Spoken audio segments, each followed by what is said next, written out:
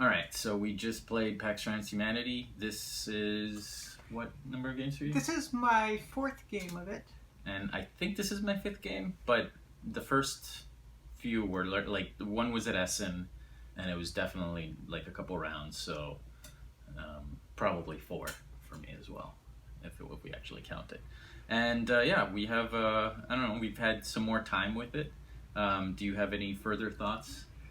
Well, now that I'm really comfortable with the game, I really like it. I've liked it more and more every time I play. The amount of strategic look ahead in this game is kind of just the amount I like. You can look ahead about 3 or 4 turns, but after that, things get kind of vague. So there's a nice balance between doing something that's going to help you in the next couple of turns and just doing something because you think it'll be generally good long term.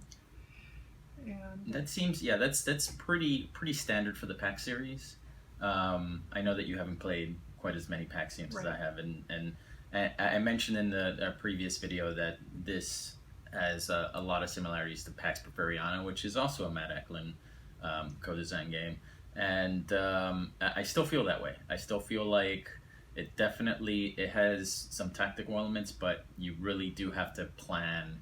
You know, parse the board state, look at the things, and then kind of go like formulate both a short-term and kind of long-term plan. So yeah, I like it more as well than I previously did. I think my previous comment said that it had some interesting elements, but I didn't like the lack of direct interaction which exists in the other PAX games. I still feel that way a little bit. You definitely can screw with people, as you did. yes. You can. You mentioned defensive imports, which is that we definitely learned to use the import action a lot more to our benefit in the games that we've been playing. There's also abilities that allow you to, you took one of my problems and you can take companies from people, and there's definitely more interaction than I previously saw in our first impressions. So it does feel not quite on the level of like a PAX Premier, but definitely maybe not even on the level as a PAX Preferiana, but definitely more interaction than I gave it credit for, and more than Emancipation had, which is a lot more cooperative. Right. Plus, just little things like in this game where I was up I was up 3 cubes from previous impacts, and so I triggered a recession because it hurt Andy a lot worse than it hurt me. So yeah, there's definitely a lot more interaction. As far as we can talk about this game a little bit. I think we both kind of saw the board state and we had a lot of orange pairs. Yeah. And I think we both tried to take advantage of that. You definitely got the leg up on that. You went first as the blogger, and because you have less capital, so I guess that's the benefit of that. So capital. you were able, you just had more moves to do that. You had non-invasive MMI, which turned out to be an amazing card, and Right. Non-invasive MMI gave me a huge head start in the game. It has an ability that says by paying market cost, your import action can move the targeted card into your think tank. So it saved me a lot of money at the beginning of the game. And a lot of actions. Getting an initial research and commercialization set up. Yeah, I think more even than the money that it saved is just the amount of actions, to be able to just essentially research without having to do all of the things that are required to research. So a thing to talk about, I guess, that we know a little more about is the card actions in general. It's a huge part of the game, and I think it can swing things considerably. Just definitely having to read all of the things and seeing how they interact with each other and how they can be used to combo each other. I feel like is far more. I think maybe Pax Mirror Second Edition is the only one that has things of a similar nature. I think PAX Renaissance with the expansion maybe, but yeah, there's a lot of room for just uh, uh, maneuverability and things you can do with those special actions that um, is worth further exploring. But yeah, that's I think it might become one of those games where I don't know. Is it too many cards to? Yeah, I guess it's probably too many cards to know. Learn each thing, but definitely parsing the board state is a huge part of this game, as it is in a lot of the early Paxes. And yeah, it's one thing that I remember saying that I felt like this was the most accessible um, uh, PAX to learn, probably, in so much as it's a pretty easy teach. What's been your experience in teaching this game? Yeah, I taught it. I've taught this game, except for this time. Every time I've been playing this game, I've been teaching it. And at one point, I taught it to a coworker and his friend who seldom play complex games, and it went just fine. It took about 20 minutes to explain. That's and roughly what I've been experiencing. So I actually had this game in the first look section of PAX Unplugged, which is a section that I manage, so I got to pick the games. And this was on there, so we had it taught a lot. It actually got played a fair bit, and 20 minutes was about an average teach. If you played PAX games before, it's even quicker, because you can just use, you can say, oh, well, Syndicate is like Speculate and this, or it can be like this and that. But definitely, as far as learning the game, or learning at least what the actions are available, it would be the easiest to teach. right. However, the knowing how to play properly, knowing how to, like, what to do and when to do it, and recognize when someone's winning and when, what to do, is far more complicated. I'd say I mean, it's funny because all the Paxes are that way, except for, I guess, Pax Pamir Second Edition is kind of Cole really tried to. That was a design goal of his, is to remove that parsing problem. But I feel like it's definitely a lot deeper and a lot more obtuse in learning how that works. And this was also my first game where I didn't have to teach anyone. Right. So this was kind of probably our first games where we had two people that knew what they were doing and were kind of, saw what could happen and kind of tried to counter things and come up with ideas and stuff like that. Right. There are some victory conditions, interestingly, that just really haven't come up. In the 4 games that I've played, one of them's ended in Tycoon victory. Mm-hmm. 3 of them have ended in tipping point victories. I think in 2 of those there was a dominant sphere, and in 1 of them there was no dominant sphere. It was just globalization. Yeah, in my games, I haven't seen a plurality. That seems really difficult. The plurality came out one of the games that I played, but it didn't. Because you just have to go. You have to go through all of these cards, and I mean the tipping point cards come out halfway through the game, and It would probably be maybe more relevant in a game with more players, where it's more possible to play defensively, and that's what I was going to say. Would get researched away. It seems like it's more likely when people are, and it might get more likely as we get more experience in the game. One thing that I found in other packs is once you get good at stopping other people from winning, recognizing that people are winning and stopping other people from winning, the games go longer. And I think that might be the case in this game where, this is happening or that's happening, so I need to counter that more, and that might cause more cards to come out, more cards to go away.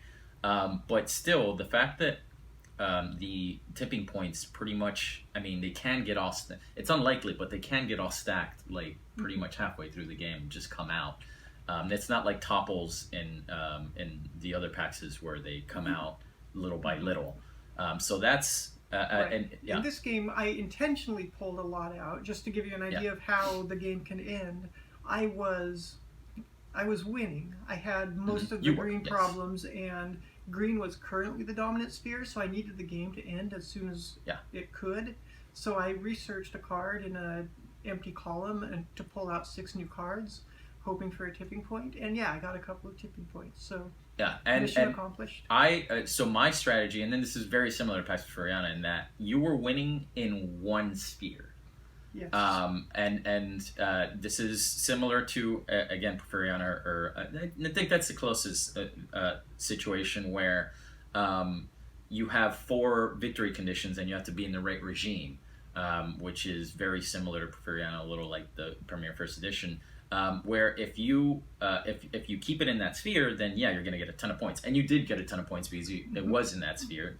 You crushed it. But if we had moved it to another sphere, then you have, I mean, you still have 5 points because that was your hidden sphere. Right. I still would have won 7-4. Yeah, but it wouldn't have been 18 or to 7-6 whatever. actually, because the tipping point would so, have given you another. Exactly. So that was a far more close game compared to if you had kept it in this sphere and you won like 18 to whatever it was. 18-0. Yeah.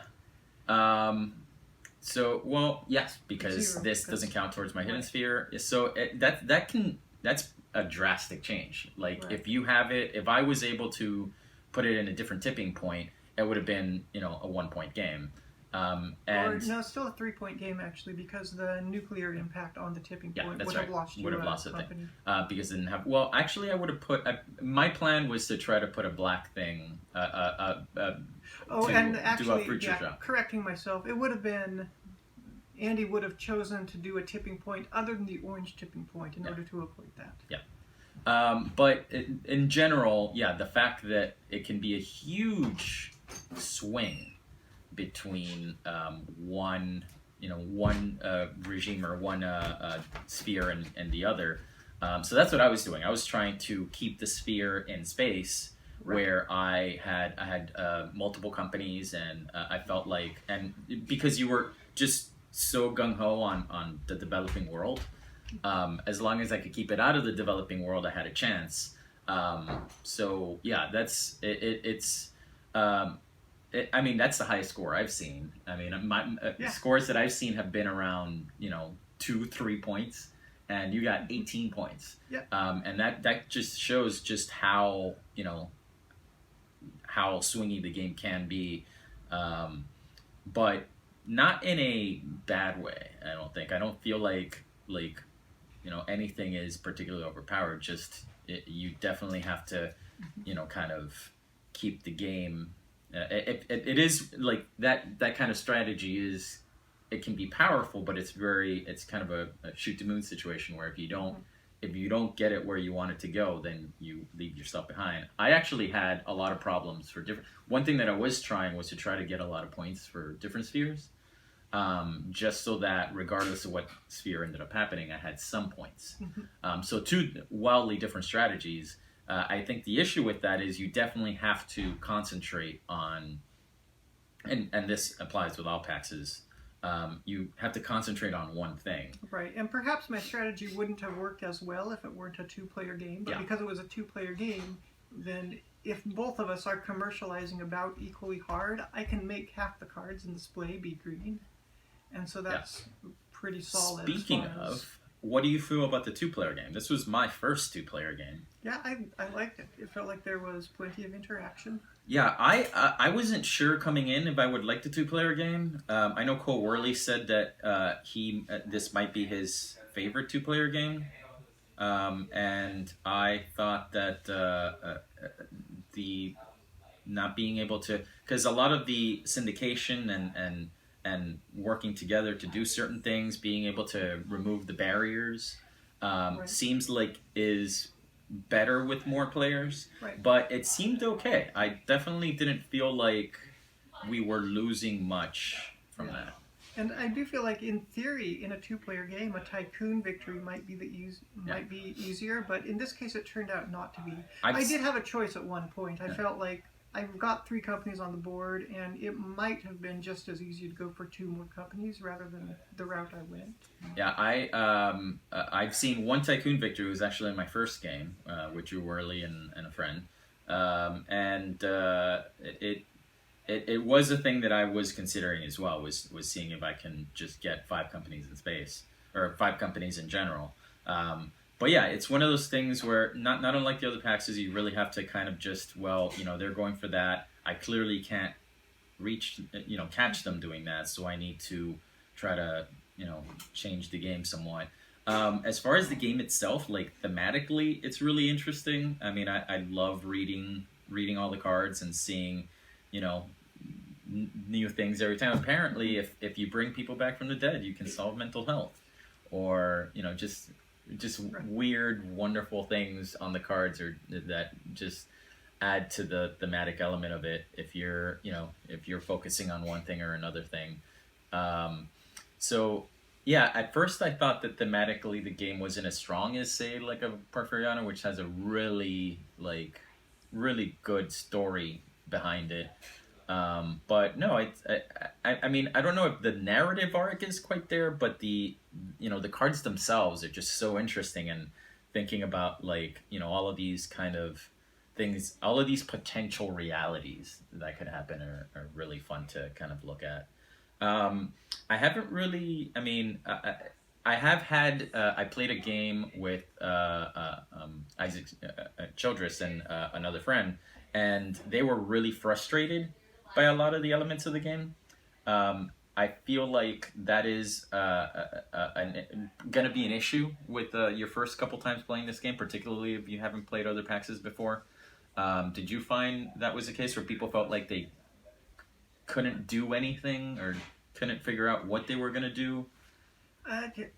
For the first half an hour, I think, of one of the games that I taught, people were kind of acting at random.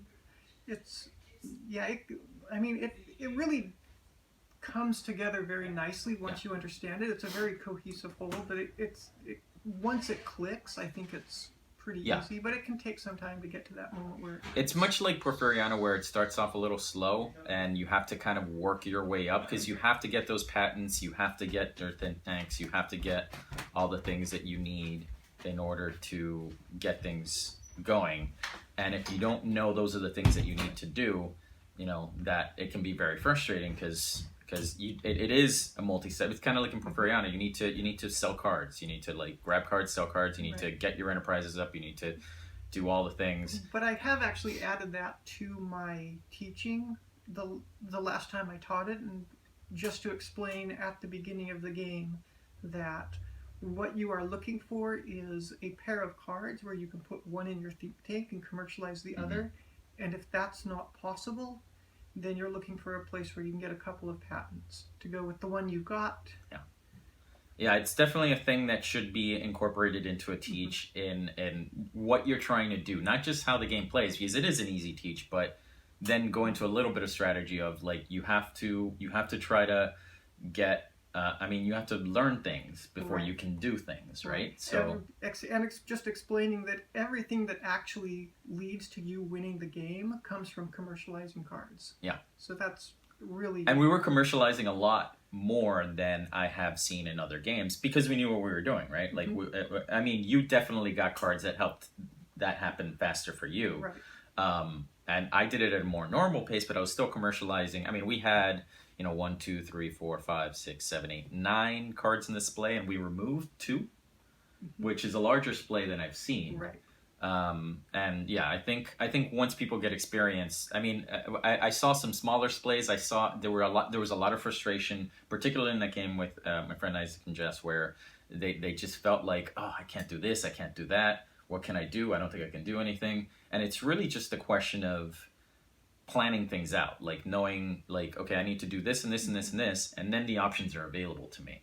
And it's like any Sierra Madre game in general, where you really just have to know the game, and once you're 5 games in, then now you can really start playing the game and really start enjoying the game. So yeah. Right, and the options really open up near the end of the game, because you start to play on all 4 spheres. Like, if you look at this, space is prohibitively expensive to do anything with at the start of the game. But if you look at it now, we can hire into that without an action and we had, do research or commercialize for just 4 money. Yeah, we had hiring cost 0, so I could have hired twice for nothing, and those wouldn't even take any actions. So definitely, if you're setting that up, if you're setting up companies so that you can then do free actions, and it's the action economy is just as important, I think, as the money in this game is you're gonna have to do a certain number of actions, and as many of those actions as you can do freely is really beneficial, because you only have 2 actions a turn, and it could just be like, raising money could be your 2 actions, and instead of having to do that, the other thing is that we definitely seem to have concentrated on just 2 colors, which means that patents became really valuable. So we could sell, I mean, depending on the dominant sphere, which kind of kept going between orange and green, we could just sell a patent for 8. And, the barriers are suddenly not that big of a deal. And those are, again, things that you have to just think about instead of just having, because the globalization seems to be just really not good. Nothing is double, nothing, I mean, everything, yes, the developing world is subsidized, but I think that's one thing where maybe I was thinking that in a multiplayer game that might be better because you're kind of working together. But even in a 2-player game, it's that seesaw where, like, you're trying to keep it in orange, I'm trying to keep it in green, or vice versa. And it allows more things to happen. I really did like the 2-player game a lot more than I thought I would. Yeah, as did I. Any further thoughts? I think I think everything so far puts this higher on my list. I still, it's not in the top 3. I still feel like the original 3 games are pretty great, but this is also pretty great. I mean, Pax Premier is one of my all-time favorite games, and Pax Ren and Pax Furiana are also fantastic. These are just fantastic games. And yeah, I would be happy to play this or any of the others. I feel like definitely that one weakness that I see in the PAX series is good 2-player games. Pax Porfiriana is my go-to 2-player game.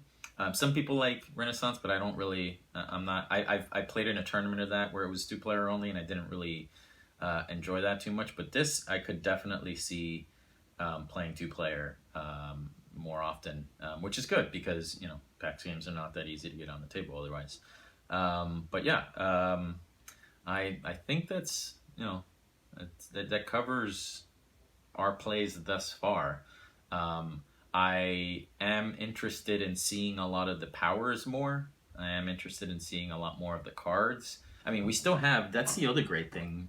Right. This was the first time I saw this cultural autodidacticism ability, and so I mean, there's still just new stuff on the cards. There's like this. I mean, we played with like 24 cards, and there's another 100 or so to go. So, but cultural autodidacticism let me actually steal a problem chit that Andy had solved, so that which made it an 18-0 game instead of a 15-3. So that was crucial. No, it definitely changing. And you didn't have that many green things, but developing world problem solved. But yeah, just. I was telling people previously that when the games were lower scoring, that just getting a problem or taking someone's problem or taking someone's company, that could drastically change the point score at the end of the game, particularly if the scores are low. If you take somebody's only problem, that, and there were not that many problems out, or somebody's only company, or that can drastically change things. So yeah, a lot more interactive than I gave it credit for originally. Definitely a game that I want to continue to play.